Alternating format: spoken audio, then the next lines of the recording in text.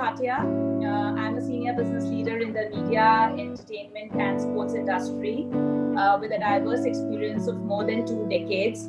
So more than half my life I've spent in the media industry. I have primarily been on the business side of the media, but in my pre-MBA days, I have also been a journalist. I've also been an executive producer. So I have been on the creative side also. So luckily, I know both the sides, but my career has primarily been built on the business side of the media, entertainment and sports industry.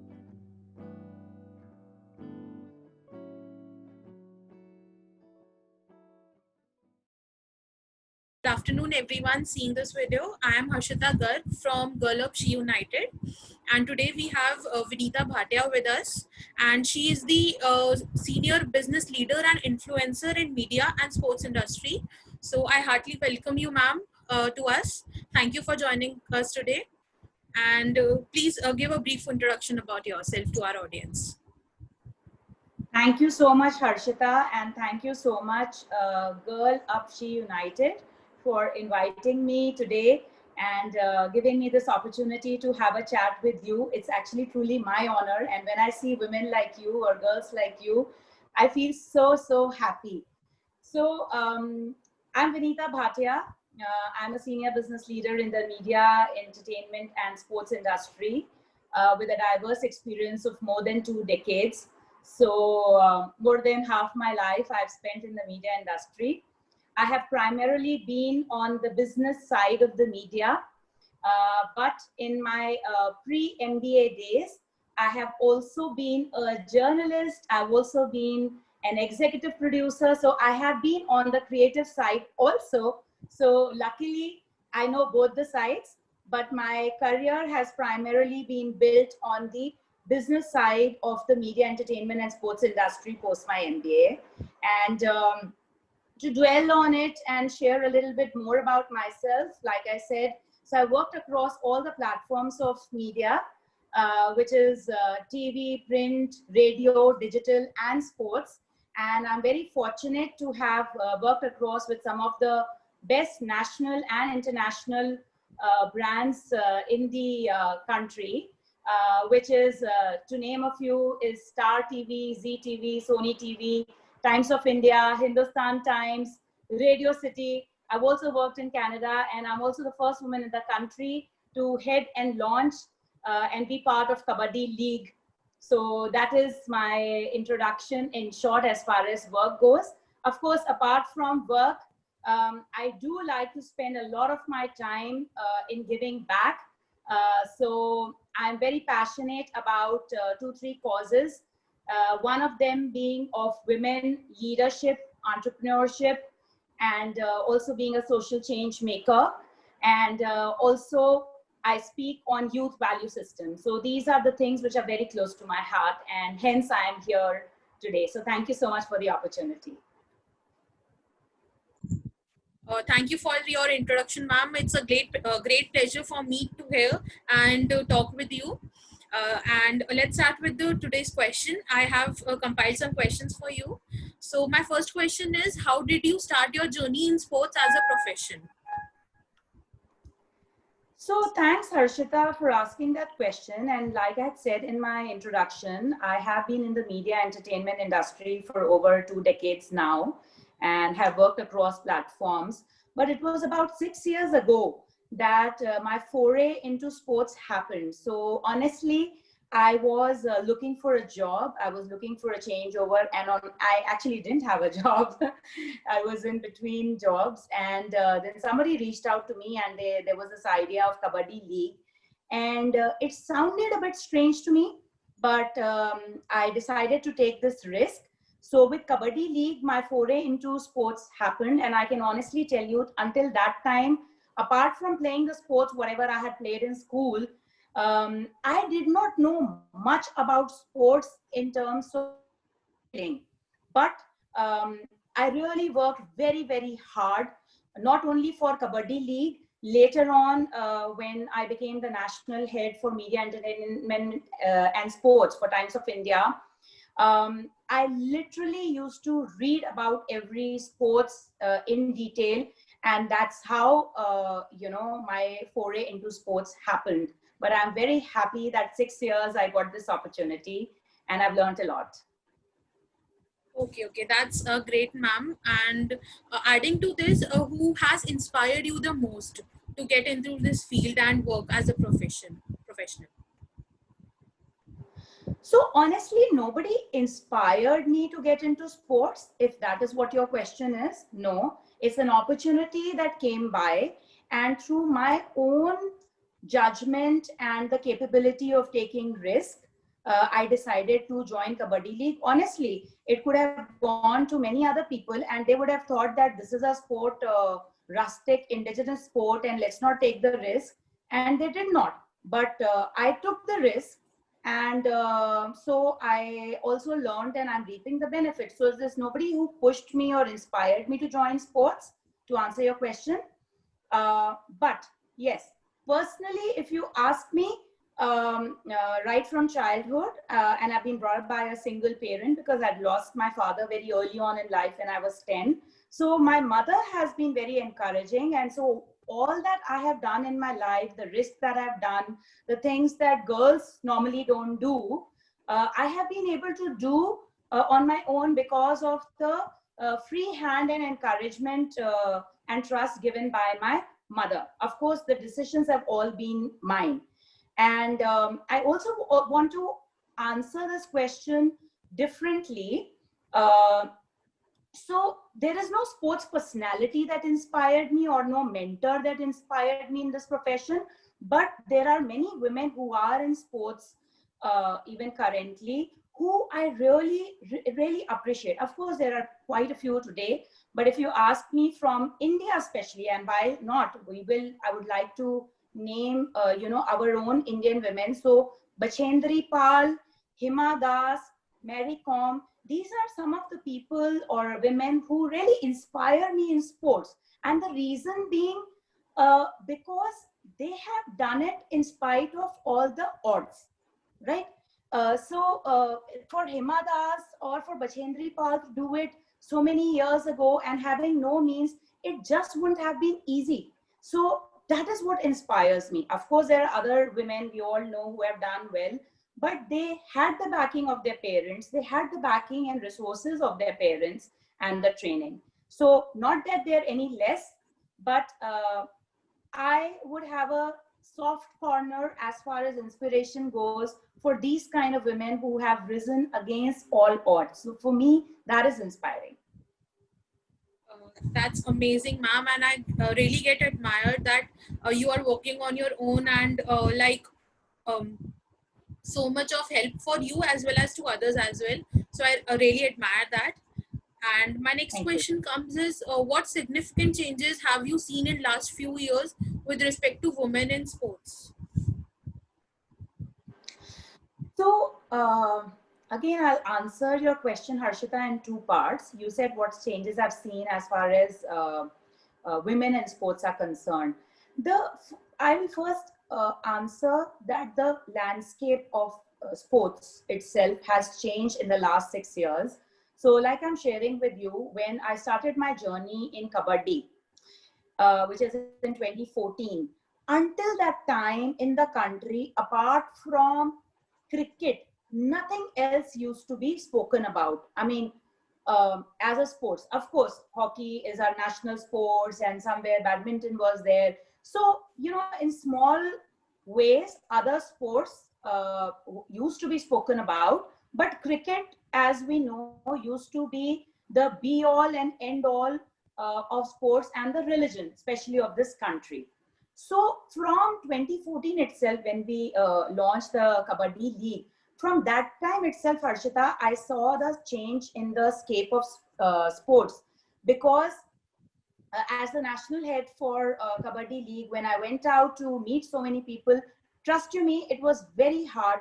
Nobody believed, while the agencies heard us, all the clients heard us, but they were only closed doors because nobody was wanting to believe that Kabaddi, our own sports, can be launched, and who's going to look at it, and it can even become a league.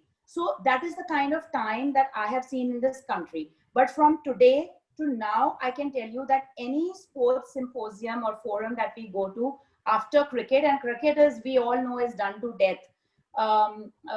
Only kabaddi is the first thing which is spoken about, even more than football, hockey, or any other sports. And I'm not taking away at all from these two sports, right? So that is as far as the changes in sports are concerned. Now you're saying what has happened as far as changes for women in sports are concerned. Now I'll talk of everything else that happened. So of course, post Kabaddi happened, that changed things in the country. Then so many different kind of leagues started coming in, like the badminton league, volleyball league, basketball league, you name it, and I've like seen it all. Suddenly, all the other sports also started coming up. They had only this much of attention, even from the media. And I'm saying this while I'm from the media, but they had this much of attention from the media. So supposing in print, 4 pages used to be written about, let's say, cricket, or even 3 pages, only 1 page used to be dedicated about more known sports like an F1, or let's say badminton, etc., or football, the international leagues, right? But for us as a country, all these leagues, which I mentioned, they started mushrooming up. And in the last 6 years, I've seen the scape of the sports totally change in the country, our country. As far as women are concerned, I would say, especially 2016, the Rio Olympics were a game changer when PV Sindhu won a medal, and there's other medals won by the girls. Okay, because that time being the business head of sports, I could realize that is when the advertisers really came in. They just wanted to be in that space, and it is the women who won the medals at that time. And after that, initially, of course, there was only, let's say, a Saina Nehwal, Mary Kom was there. But once PV Sindhu won the medal in Olympics, and others won, it really changed. And then after that, we have seen it has given a real boost to women in sports. And now today, you name it, they are there in wrestling, they are there in shooting. They were there earlier also, but not really necessarily winning Olympics, which is the one of the highest sports honor, right? So they have definitely changed, and today women are present in most of the sports in the country also, including wrestling, and I'm extremely delighted and proud of it. That's wonderful. That's wonderful, ma'am. Thank you for such a long answer, and yes, it's fruitful for me as a person as well. So my next question is, sorry, I'm interrupting you here. Yes, I wanted to give a long answer. I could have given you a very short answer. No, and the reason I'm wanting to give that long and detailed answer, because the forum that you're holding is called GirlUp She-United. If I just keep things at the surface, everything is nice, people, the parents are supporting, people are supporting, as we say, in English, there is a saying that success has many fathers. And in Hindi, there is a saying which my mother has always told me, कि उगते सूरज को सभी प्रणाम करते हैं, right? So क्या होता है कि जब चीजें होने लगती हैं, तब तो पेरेंट्स भी वाहवाही करने लगते हैं, and दुनिया भी वाहवाही करने लगती है.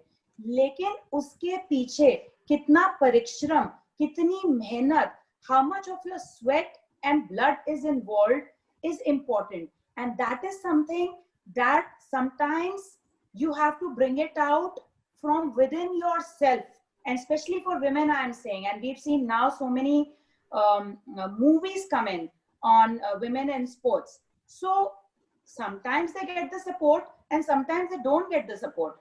Yeah. So when you don't get the support, you have to stand up for yourself. And that is why my detailed answer. Okay. Yeah, exactly, ma'am. Exactly.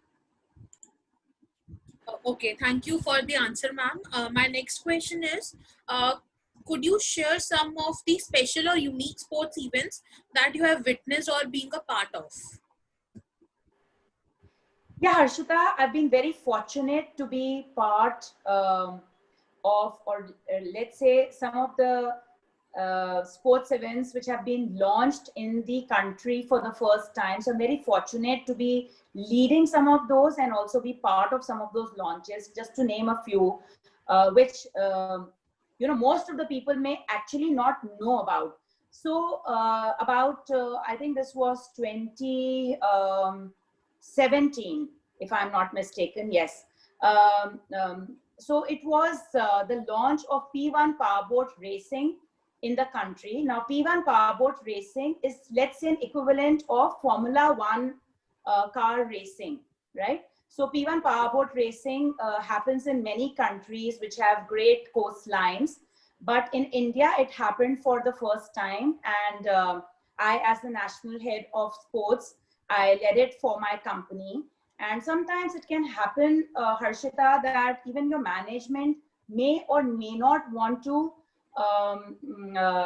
partake in it. But because I was able to see that something new and very exciting is getting launched in the country, so I really convinced my management and they supported me. And overall, as a company, then we partnered with them. So one of them, like I said, is P1 powerboat racing. It was very exciting to see, the small boats which can move very fast in very small water, come in from various parts of the world. And a water course was formed in Marine Drive itself. And that was the first time ever that a water course, like how you have a Formula One, you have a racetrack. So in Marine Drive, they formed a like a racetrack. So they formed a water course for these boats. So it was very exciting to watch it in person and lead it for the first time in the country. Then apart from that, and I'm going to especially talk about those sports that they came in, they may or may not have stayed in the country. But when you launch something new, there are always challenges, and that is where your learning comes from. When everything is set, what is the big deal? I'm sorry, if again we go back to cricket. If everything is normal, cricket, everybody is going to score and there's nothing new. But when you do something new, that is when the learnings really happen. So second thing that I led and put my faith into is a kind of a mixed martial arts, which was so the Crown Prince of Bahrain, he wanted to bring this form of mixed martial art which he practices, and he has already taken it to 2-3 countries like Brazil, Mexico, and of course it's there in Bahrain. So he wanted to bring it to India. So I was part of the launch of it was called Brave Up, I think. Sorry, it's been so many years, I don't exactly remember, but it was called the Brave Fight, which we brought into India. So those are two of them which are very exciting and top of mind. And then, yes, I have witnessed, of course, the girls do very well in the hockey. Then, of course, badminton, we all know, wrestling, we know, shooting, we know. So I have, in the last 6 years, really seen these journey of sports change in the country. And I've really pushed my own management and the editorial team to have faith in it, and I'm very grateful for that they've trusted me, and we've been able to write about it in the papers and cover it in the media all over. So these are some of the very exciting things I've been part of. Yeah, that's really technical and useful, the sports, and I really will search about more of two of them and get more knowledge about them. My next Yeah, question. so now I remember it was Brave CF, and CF means combat fight. So the Okay. mixed martial art that the Crown Prince of Bahrain wanted to bring in India, and his format is called MMA. So it is Brave CF combat fight, which means. Okay, that's great now. So yeah, my next question is, apart from unequal wages, what other inequalities do sportswomen face? So you're already assuming, yes, there is I mean, the wages are not equal. What are the other disparities? See, we have to realize that things are changing. Now, if we only keep harping about, hey, there is no equality, hey, there is disparity, that is one way of looking at it. The other way of looking at it, which is my personal way of looking at it, yes, there are differences, there are some disparities, let's say, okay, but things are changing, and change always takes time, right? Change always takes time.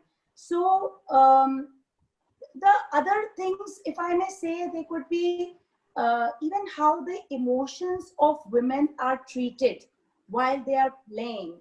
Um, mm, you know, there is no equality. While it is accepted that men can throw fit, they can shout, but women are always expected that they will be nice and smiling. So, this is just a small example I'm giving you. And of course, there are other things. Of course, at the time of Commonwealth Games, when which happened in India, that time I wouldn't say, because all the athletes were given, including women, very good accommodation to stay. There could have been some problems, which happens everywhere, But yeah, we have to. There are certain differences sometimes, and the most important being when sexual harassment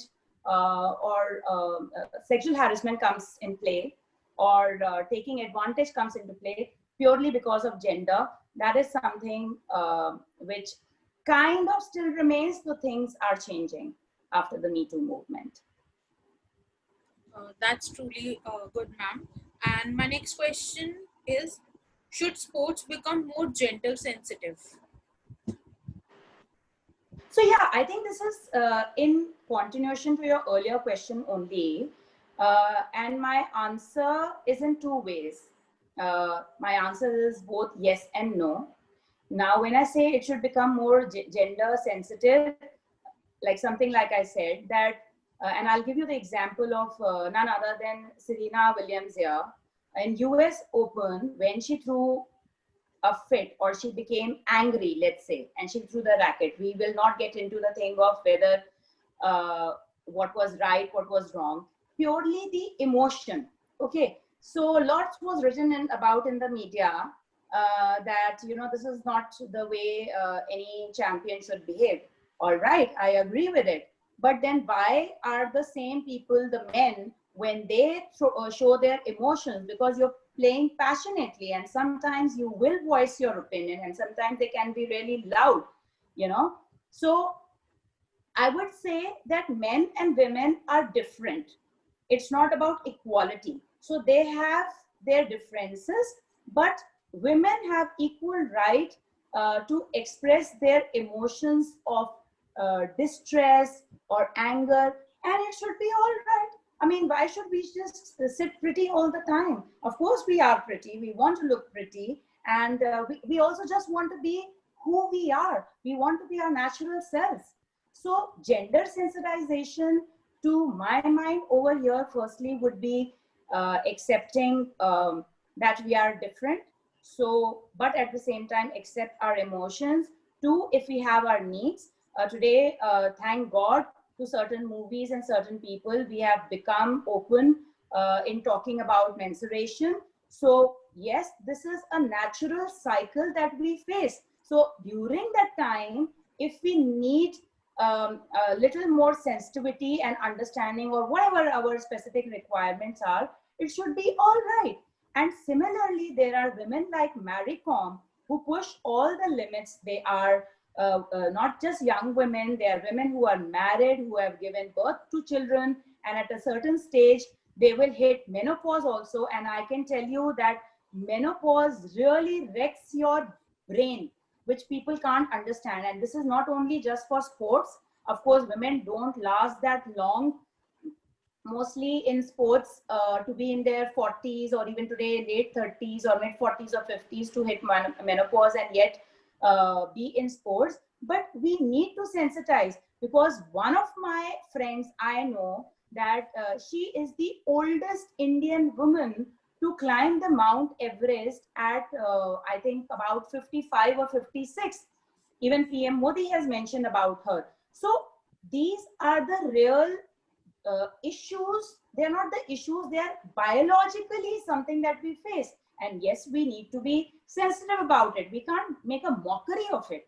We are different.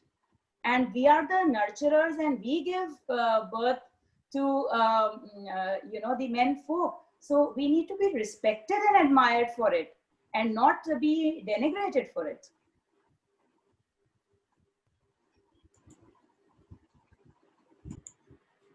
That's truly amazing answer, ma'am. And moving forward, we have our next question, that how can this issue be addressed when many women themselves seldom stand up for other women?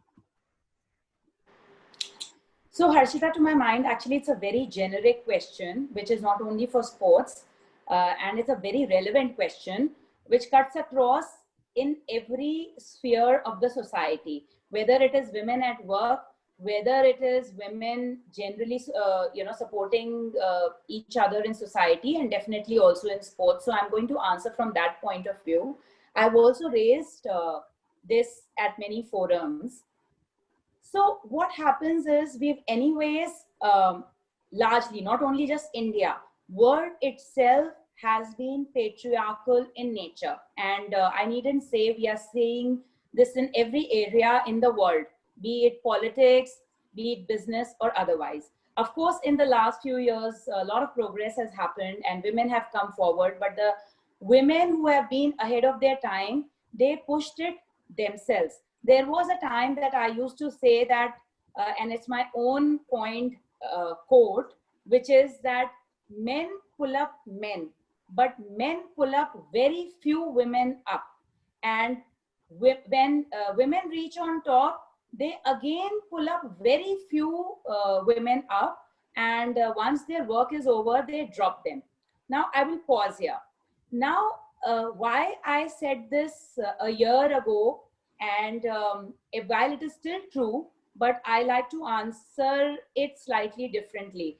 It's not like I'm a feminist and I'm against men. No, there are a lot of men who also support women. They respect and encourage them. Now, the question of that, why women don't stand for women. What happens is, Harshita, that women somewhere intrinsically um, lack self-esteem, because they've Yes, always ma'am. been told what to do. Their fathers have told, their brothers have told, their husbands have told, their sons have told. Now, this is what has been going on from centuries, not just in India, worldwide. So it's Yeah, always what they have been exactly, told, ma'am. right? But today, it is important that women like you and me, we talk about it. So when I'm invited to women forums of leadership or International Women's Day, that's why I said it's not just regarding sports. I always make this point Yeah, that you are truly liberated. I won't even use the word empowerment, women empowerment. To me, it sounds very cliched. We are already empowered. Who's going to give us the power? It is yes, my ma'am. own inherent power that I need to Yeah, bring it about. exactly. So even when you face challenges, first of all, you rise up, use your inner strength to rise up for your own self. Talk for yourself. To me, empowerment is really when you can take your own decisions, what you want to do, what you don't want to do, what you want to study, about your career, about your job, about your marriage, about your financial decisions, about traveling, whatever be it, whatever you want to do. That to me is true empowerment. And why don't women stand up for other women? So when I stand up for myself, then I pull up other women also and stand up for them and encourage them. To also give you an example, so I'm also chosen as an influencer for media and information sector by Women Innovator, which is supported by MSME and UN Women. So there, I'm the influencer for the media and information sector, but I am not getting insecure over there. Rather, when we reached out, or I reached out to so many women, according to me, who were already well accomplished, whether they had taken a break because of their marriage or because of their kids or whatever, because women's journey are very different, right? Sometimes they do need to take break. Even when you don't marry, sometimes you will need to maybe take a break just to take care of your parents. It's not just marriage, right? Life throws so many things at you. So I really went out and encouraged all these women, and they were accomplished. But they said, Vinita, what have we done? What have we done? So I, through my own actions, really encouraged. And then we really had this competition. I mean, not really a competition, but a forum where then 100 women, let's say, they came forward, and 45 actually presented their pitches on ground, and we chose 6 winners. What I'm trying to share with you in essence is, first you stand up for yourself, and then you pull other women also with you. That is when this gender disparity or the difference or the equality that we talk about will truly happen. Because the stats say that, I'm just talking gender equality or women in work, the global stats are that there are only 5 to 6% women in leadership, and it will be similar in sports. Let's say the ratio is increasing. So it will take nearly 100 years for gender parity to come in the true sense. And I think neither of us are really going to be here. So what is important is today what we do, what I as Vinita do, and what you as Harshita do. That is why I really applaud your own initiative called Girl Up and She United. That is what we have to be for each other. So forget about those who are not supporting. Why don't you and I become the women, we support each other and pull other women up? And that does not mean that we are anti-men. No way, we are not feminists. We are different.